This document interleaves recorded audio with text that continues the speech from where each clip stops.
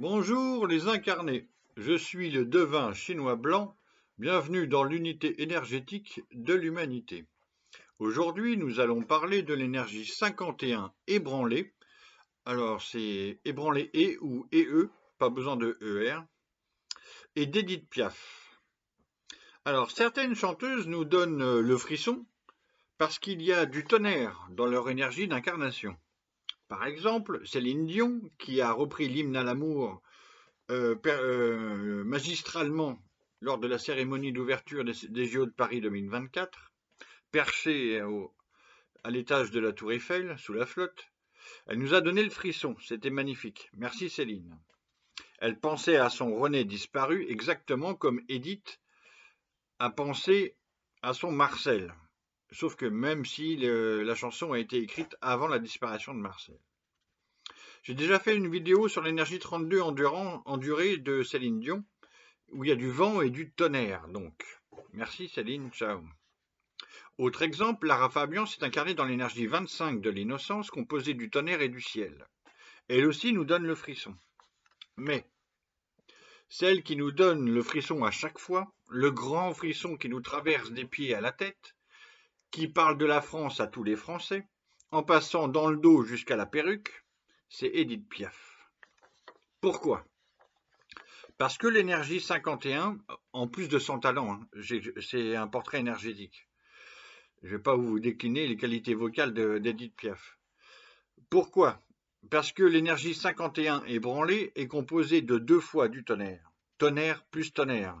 C'est l'un des 8 hexagrammes redoublés où il y a l'élément 2 fois répété. Alors, d'où vient ce grand frisson qui nous parcourt tout le corps? Quelles sont les qualités élémentaires du tonnerre? C'est ça la bonne question. Il y en a 3. L'impulsion, la mise en route et la secousse. L'impulsion, la mise en route et la secousse.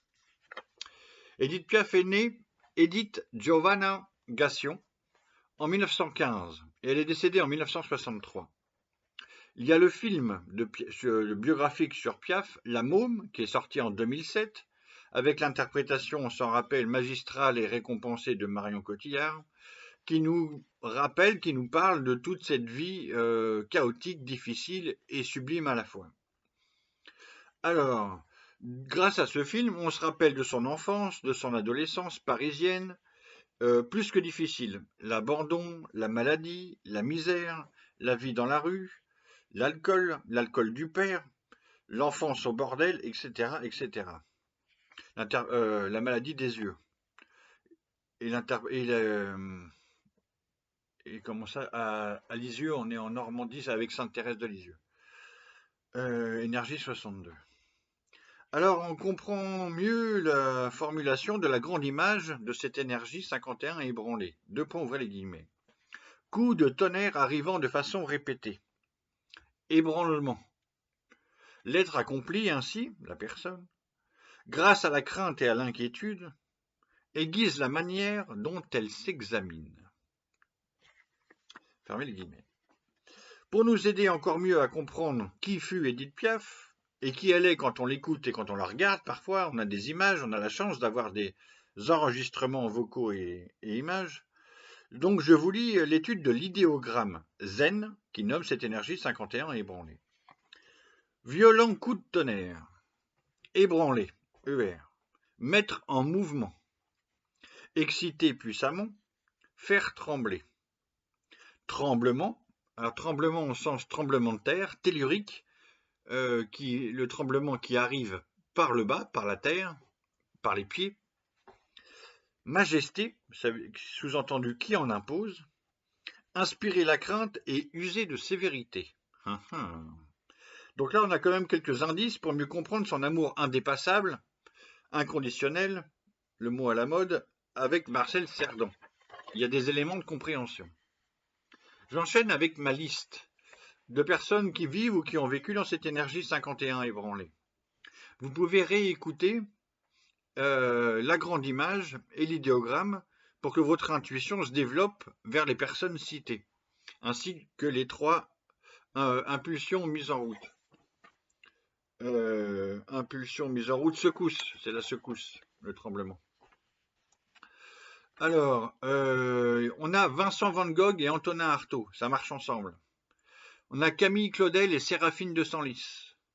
On a Toulouse-Lautrec pour la peinture impressionniste, notamment la peinture, il est polyvalent. Et Frida Kahlo, la peinture mexicaine, au féminin. On a Caligula, l'empereur romain, presque sanguinaire, on pourrait dire, qui inspirait la crainte et usait de sévérité, c'est au minimum ce qu'on peut dire. Et pour la littérature de langue allemande, autrichienne et juive, Stefan Zweig. Et pour la poésie américaine, on a Emily Dickinson.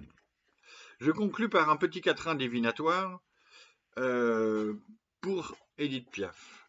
51 coups de tonnerre, applaudissez! La môme de Paris 1000 fois ébranlée. La voix des rues, Sa Majesté Édith Piaf. Chante la vie et l'amour à l'Olympiaf. Merci et à demain.